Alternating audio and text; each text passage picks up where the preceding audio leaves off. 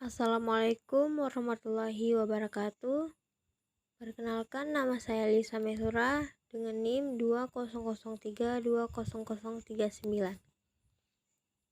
Di sini saya akan mereview tentang materi perencanaan pemasaran barang dan jasa. Perencanaan pemasaran atau marketing plan adalah salah satu bentuk proses manajemen perusahaan untuk mencapai tujuan dari pemasaran produk, yaitu mendapatkan keuntungan dari produk yang akan dipasarkan itu. Oleh sebab itu, dibutuhkan keahlian khusus dalam menyusun rencana pemasaran, sehingga dapat menghasilkan keuntungan besar. Kurowski dan Sussman. Rencana pemasaran menurut Kurowski dan Sussman adalah dokumen yang berisi 6 aspek. Yang pertama, analisis situasi pemasaran yang terjadi ketika rencana pemasaran tersebut akan dibuat. Yang kedua, analisa terhadap peluang dan ancaman. Yang ketiga, target dari pemasaran produk. Yang keempat, strategi pemasaran yang akan dilakukan. Yang kelima, program tindakan. Yang keenam, pendapatan yang akan diproyeksi. Adapun pemasaran menurut Malcolm McDonald adalah sebuah perusahaan yang mampu merancang rencana pemasaran produk yang sifatnya strategis akan bisa menghasilkan keuntungan dengan cara lebih efektif dan efisien. Strategi dalam memasarkan produk itu terdiri dari beberapa aspek penting, diantaranya seperti mengumpulkan informasi, menyebarluaskan informasi, strategi promosi, dan koordinasi pemasaran. Tujuan perencanaan pemasaran produk. Rencana pemasaran secara umum berfungsi untuk menentukan cara perusahaan tersebut dalam menetapkan strategi pemasaran yang akan dilakukan secara nyata di pasaran. Bisa dikatakan bahwa rencana pemasaran seperti sebuah peta jalan yang akan dapat memberikan petunjuk arah agar tercapai tujuan bisnis, sehingga juga membutuhkan pemeriksaan secara berskala. Tujuan rencana pemasaran produk. Adapun tujuan rencana pemasaran produk diantaranya adalah: yang pertama, mengetahui informasi yang berkaitan dengan perubahan pasar dan persaingan perusahaan lain. Yang kedua, menciptakan jaringan kerja yang lebih luas. Yang ketiga, meningkatkan keuntungan dengan cara yang lebih efisien dan efektif. Produk. Elemen penting yang mendukung suksesnya rencana pemasaran adalah produk yang bagus merupakan elemen yang paling utama. Oleh sebab itu, agar bisa menciptakan strategis pemasaran produk yang jitu, maka perlu memastikan bahwa produk yang akan dipasarkan itu memang produk yang terjamin kualitasnya. Perlu diketahui pula bahwa kebanyakan orang membeli produk bukan hanya karena mereka ingin produk tersebut, melainkan karena mereka ingin agar produk yang dibeli itu dapat menyelesaikan masalah yang sedang mereka hadapi. Konsumen. Sebelum merencanakan pemasaran produk, ada baiknya setidaknya produsen perlu memikirkan dua pertanyaan ini. Yang pertama, apakah produk yang akan dipasarkan itu berguna untuk orang yang membelinya?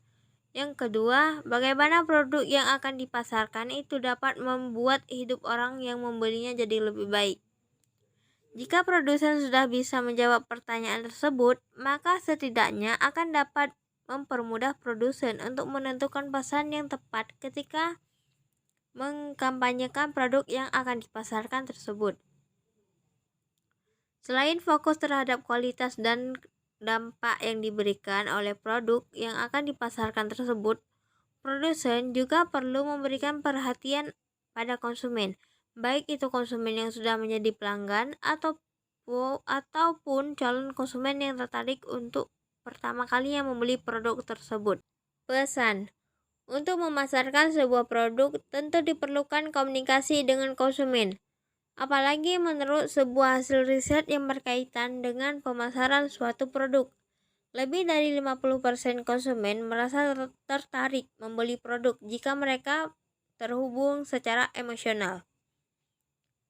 Tentu saja koneksi emosional ini terbangun lewat pesan yang disampaikan terkait dengan produk yang akan dipasarkan tersebut. Memasarkan produk dengan pesan yang tepat sebaiknya dibuat dalam bentuk naratif, agar konsumen bisa lebih mudah merasa terhubung dengan produk tersebut.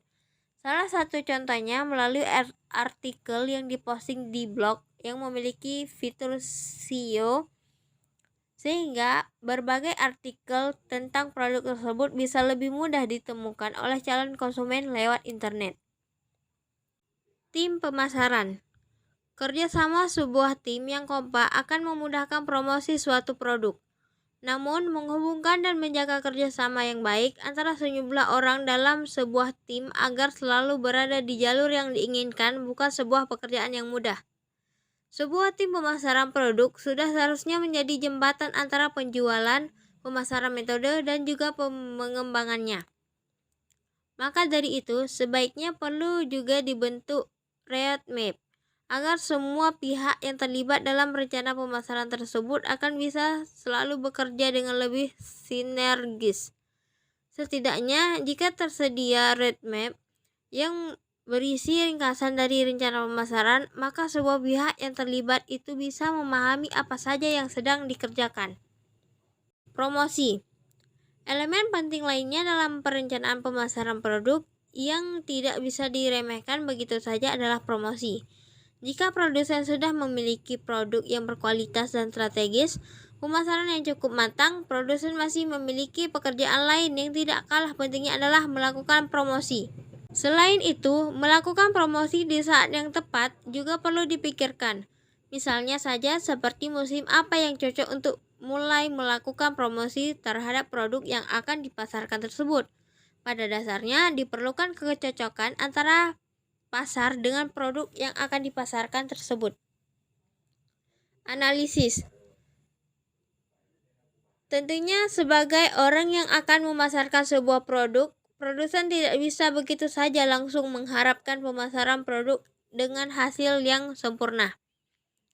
Apalagi ketika melakukan percobaan pemasaran produk yang pertama, produsen juga perlu memikirkan tentang kegagalan sebagai kemungkinan terburuk yang akan terjadi. Hal tersebut akan membuat produsen lebih siap menghadapi kemungkinan terburuk sekalipun, dan kemudian lebih siap pula dalam melakukan evaluasi kinerja pemasaran produk yang telah dilakukan tersebut. 3 langkah awal merancang rencana pemasaran produk. Yang pertama, segmentasi pasar. Dengan melakukan segmentasi pasar, maka itu artinya produsen mengelompokkan pasar menjadi beberapa segmen yang memang disesuaikan dengan karakteristik dan kebutuhannya.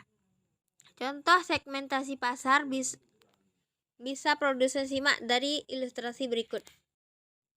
Segmentasi pasar dari produk fashion wanita yang dibedakan berdasarkan usia, mulai dari produk fashion wanita untuk usia 15-20 tahun, usia 21-30 tahun, usia 31-40 tahun, hingga usia lebih dari 40 tahun. Jika melihat ilustrasi di atas, maka bisa disimpulkan bahwa produsen akan lebih mudah dalam melihat karakteristik dan tingkat kebutuhan masing-masing segmen pasar, dalam hal ini calon konsumen wanita. Targeting. Langkah kedua, tim pemasaran produk akan mulai mengerucutkan lagi segmen pasar, sehingga target pasar dengan produk yang akan dipasarkan itu akan lebih sesuai dengan yang diharapkan. Contohnya, produk fashion wanita yang dibanderol dengan harga di atas 1 juta rupiah. Biasanya segmentasi pasarnya jika didasarkan pada karakteristiknya, maka usia target pasar yang paling sesuai adalah wanita yang usianya antara 30-35 tahun. Hal tersebut disebabkan karena selain sudah berpenghasilan sendiri, wanita pada usia 30-35 tahun itu masih termasuk wanita yang mengenal dunia model. Positioning. Setelah targeting, maka langkah selanjutnya yang harus dilakukan adalah melakukan positioning.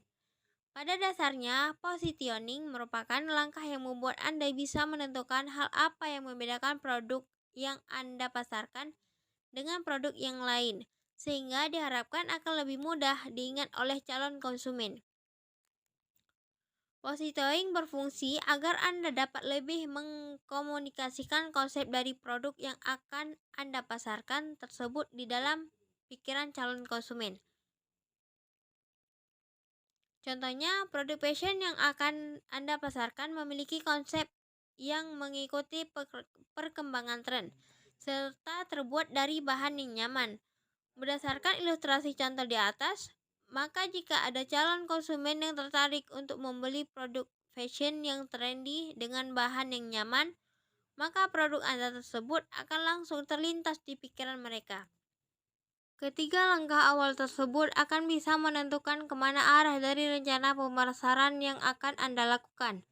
Bukan hanya itu saja, ketiga langkah yang dijelaskan tersebut juga dapat diterapkan pada strategi pemasaran jasa, tidak hanya terbatas untuk pemasaran produk saja. Membuat laporan. Laporan yang dimaksud adalah sebuah laporan yang menyajikan informasi penting mengenai produk yang akan dipasarkan melalui rencana pemasaran tersebut. Laporan sebaiknya ditulis secara ringkas, namun tetap bisa memberikan gambaran yang detail dari setiap aspek yang dibutuhkan pada pelaksanaan pemasaran produk. Menentukan pangsa pasar. Setelah melakukan riset yang bertujuan untuk mengetahui segmentasi pasar, maka selanjutnya perlu ditentukan pula pangsa pasar dari produk yang akan dipasarkan tersebut. Anda dapat menggunakan cara praktis dengan menjelaskan demografi dari masing-masing pangsa pasar yang menjadi target dari produk tersebut. Setelah itu, baru jelaskan mengenai referensi mereka dikaitkan dengan produk yang akan dipasarkan tersebut. Menentukan target pemasaran menggunakan konsep SMART. Pada saat menentukan target pemasaran, maka gunakan konsep yang ringkas dan sederhana.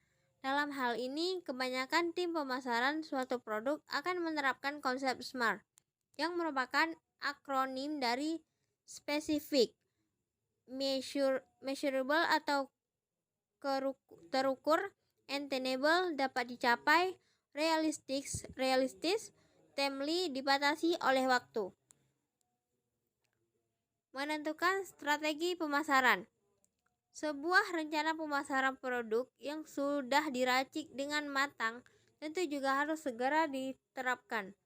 Oleh sebab itu, diperlukan strategi pemasaran yang terstruktur dengan baik agar bisa merealisasikan rencana pemasaran yang sudah melalui beragam pertimbangan itu. Akan lebih terfokus pada cara menjangkau konsumen. Misalnya saja dengan cara mengundang konsumen untuk datang ke bazar, memasang iklan di media elektronik seperti radio, atau mengingatkan bahwa saat ini pengguna internet semakin banyak jumlahnya. Maka bukan suatu ide yang buruk jika Anda juga mencoba beriklan di internet. Namun perlu diingat pula bahwa jika Anda menerapkan strategi pemasaran, maka Anda harus memberikan penjelasan yang sangat spesifik. Hal ini disebut akan membuat strategi pemasaran yang Anda lakukan itu dapat lebih fokus ke sasaran. Membuat anggaran. Rencana pemasaran produk yang terakhir dan termasuk sangat penting karena berkaitan dengan uang adalah pembuatan anggaran yang sesuai dengan budget yang disediakan. Contohnya seperti jika Anda menyiapkan budget sebesar 10 juta rupiah untuk keperluan pemasaran produk, maka sebaiknya Anda membuat anggaran yang dibedakan masing-masing fungsinya. Misalnya, uang transportasi 3 juta rupiah, uang untuk iklan di media elektronik 2 juta rupiah, uang untuk pembuatan brosur sebesar 1 juta rupiah, dan uang untuk beriklanan di internet dan pembuatan website produk senilai 3 juta rupiah. Perlu diingat bahwa melakukan evaluasi bukan hanya terbatas karena kegagalan saja, melainkan dengan evaluasi, Anda juga bisa membantu melihat target yang sudah berhasil dicapai, menentukan hal-hal apa saja yang perlu dilanjutkan, dipertahankan, dan bila perlu ditingkatkan, serta menentukan perubahan apa yang diperlukan. Cukup sekian review materi dari saya. Kalau ada kata-kata yang kurang, Saya mohon maaf. Assalamualaikum warahmatullahi wabarakatuh.